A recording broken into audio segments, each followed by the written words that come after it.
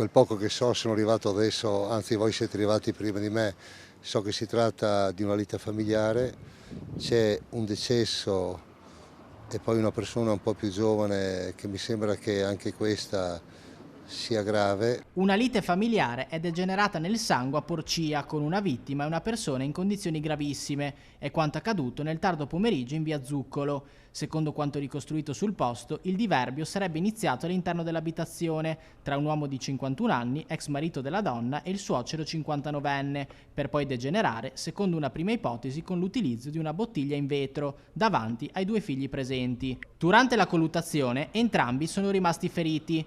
Sul posto sono intervenuti i sanitari del 118 con automedica e lì soccorso e ambulanza insieme alla Polizia di Stato, allertati dalla donna. Per il suocero, nonostante i tentativi di rianimazione, è stato constatato il decesso. L'ex marito, invece, è stato trasportato in elicottero all'ospedale di Udine in condizioni gravissime e in pericolo di vita. Non sono cose belle, resto a bocca aperta. Passavo di qui, potrei dirvi che ero di transito e mi sono visto questa nuvola di persone. Spero almeno che la persona che è in ospedale, che mi dicono che è molto grave, riesca a salvarsi.